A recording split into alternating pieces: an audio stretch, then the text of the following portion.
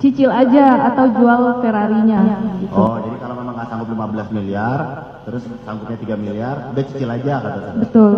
Kalau nggak, jual aja mobilnya. Betul. Nah, terdakwa ada saat itu kok bisa si terdakwa tahu saudara punya mobil Ferrari? Ya mungkin dari sosial media. Dari sosial media. Jadi terdakwa menyuruh saudara untuk menjual mobilnya. Betul. Terus uangnya nanti kalau dijual buat apa? Buat bayar itu? Saya tidak tahu, iya. Ya, oke. Nah, terus saudara bilang apa lagi setelah disuruh jual mobil dan tidak mau 3 miliar? Pada saat itu saya bilang saya tidak menyanggupi Kak Niki, saya pasrah aja. Gitu. Oh. Terus saudara kan bilang, Kak Niki, aku hanya sanggup 2M Kak, percaya atau enggak? Terus dia ada bilang, nggak ada uang tutup mulut gue semurah itu, gitu ada? Ada. Ada ya? Oke. Terus saudara bilang keuanganku lagi jelek banget. Terus ada nggak terdakwa ngomong gini, jangan sebut Nikita Mirzani kalau gue nggak ngelaporin lo di Mabes, biar lo ngerasain gimana berurusan sama gue seumur hidup lo. Ada. Ada ya? Tapi ada nggak sih? Terus kemudian aku nggak sanggup kalau segitu, kalau aku sanggup aku usahain, cicil aja. Betul. Cicil aja, cicil pun aku nggak berani janji, saudara bilang. Iya. Terus ada nggak terdakwa bilang gini, nego-nego mulu, jual aja Ferrarinya. Terus saudara ada bilang gitu? Ada. Ada. Terus saudara bilang, kalau kakak bersedia ada 3M.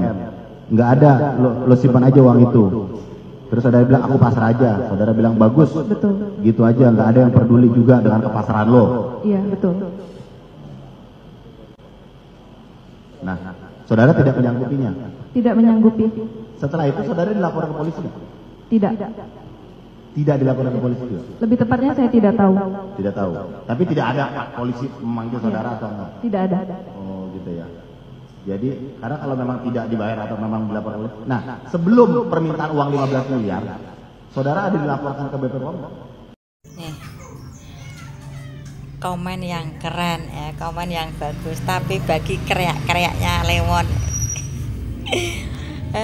nggak mau dibaca dan nggak mau dilihat ya. Karena ini berseberangan dengan kreak-kreaknya Lemon ya. Ibarat kata ya, mau kucing bertelur atau gajah bertelur ya, nggak akan mempan ya, nggak akan mau mendengar ya, dan nggak akan mau membaca fakta yang ada. Itulah kreak-kreaknya Lemon ya. Jika ya Lemon bilang makan kotoran sapi, nah itu kreak-kreaknya itu akan menuruti ya. Situlah tipe-tipe kreak-kreaknya Lemon tuh seperti itu ya.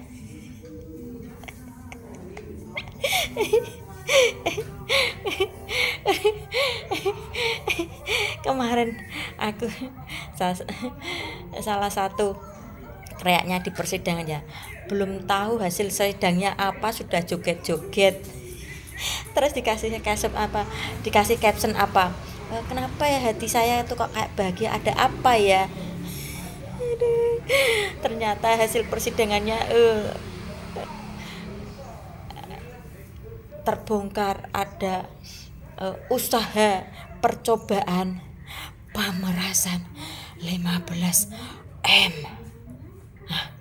Nah 15M itu mungkin bisa ya untuk beli tanah RT saya ya, mungkin ya 15M, tinggal nyocot doang atau tinggal bacot doang, wah bisa cari 15M. Terus nanti angkuhnya seperti apa, sombongnya seperti apa, terus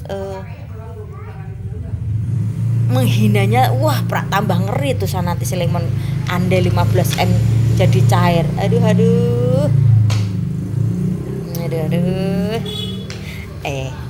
nyatanya 15M gak cair, apes dah tuh. aduh. Oke, gue udah menyaksikan sidang hari ini, cuman masih berlanjut ya. Tapi yang jadi poin penting tadi setelah gue mendengar kesaksian dari ahli, kalau kesaksian Melvina gue rasa memang bagus lah, cukup baik ya. Kalau bisa gue kasih nilai 9,5 lah gitu kan.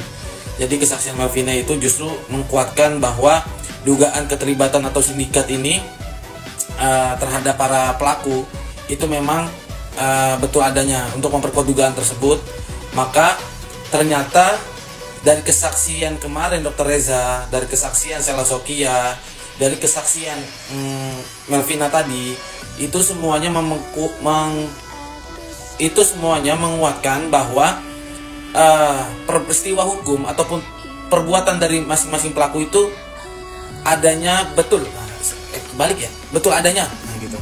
Di antara kesaksian mereka saling menguatkan bahwa tindakan ini kok sama gitu kan, dan itu dipertegas juga di kesaksian Melvina tadi.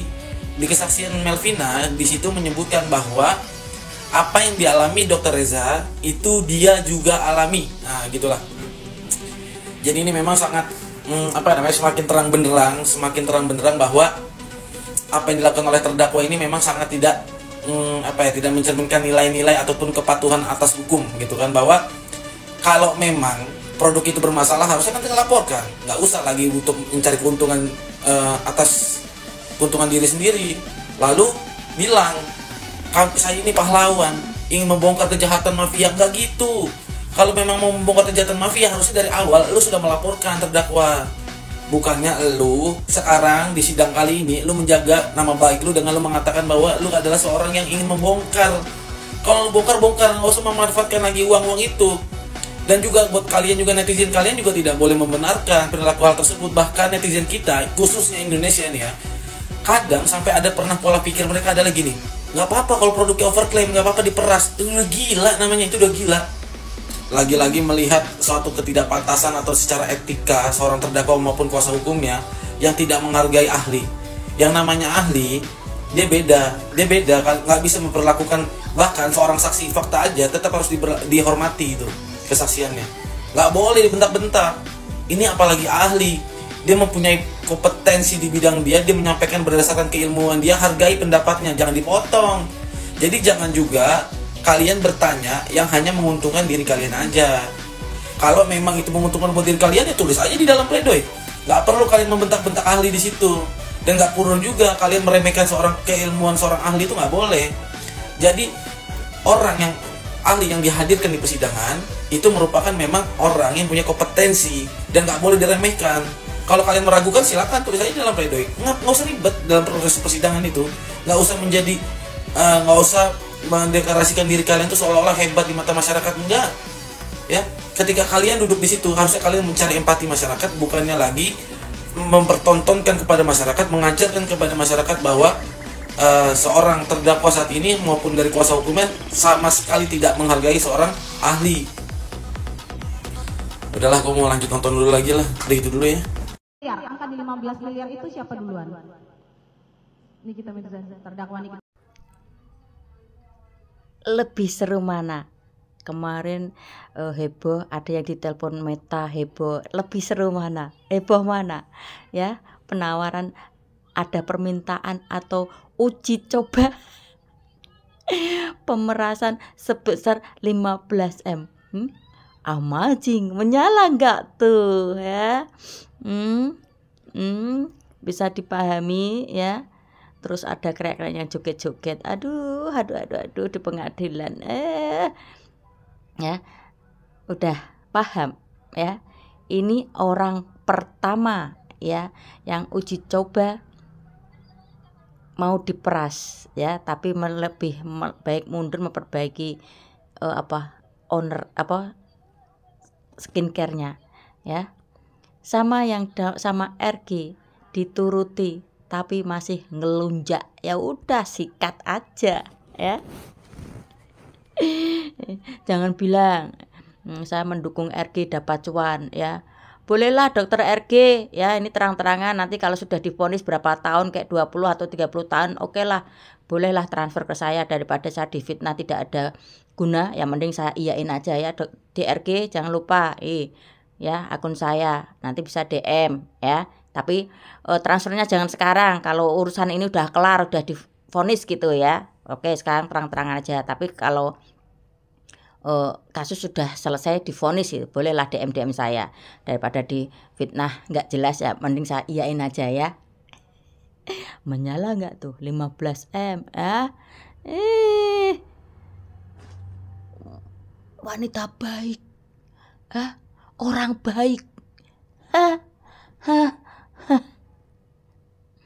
layak. Kreaknya ada bilang bandit, ya banditnya bandit kampoeng sih ya. Jadi ininya kurang wala.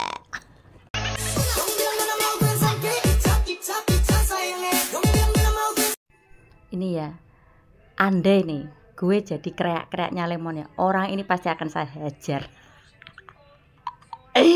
Ini kreak-kreaknya Lemon gimana sih? Orang-orang seperti ini harusnya dikasih tegur, tulilnya itu ya, pekoknya itu pekoknya.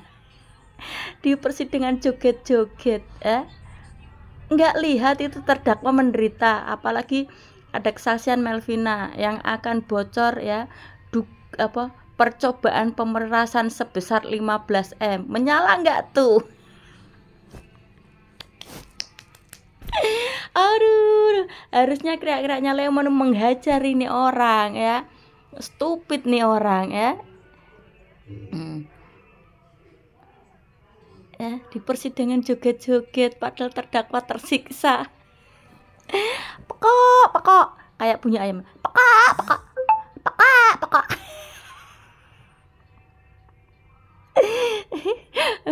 Kak bunyi ayam lagi ya. Pekok.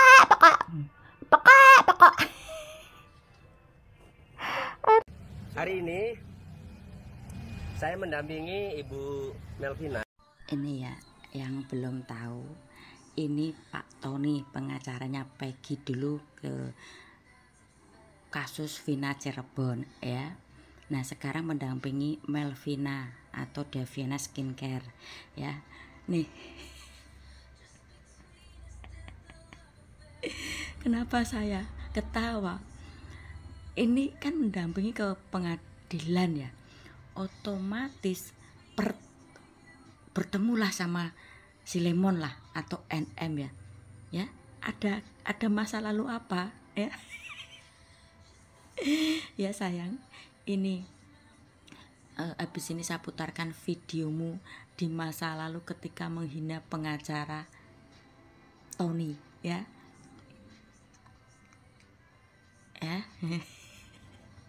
Nah dulu di medsos menghina nggak bisa saling tatap muka lah. Sekarang kemungkinan besar kan bisa kali ya tatap muka ya, atau face to face langsung. Terus si Lemon tuh pikirannya bagaimana, perasaannya bagaimana ketika orang yang dulu dihina gini nih, cara bicaranya itu ya, sekarang face to face itu ya.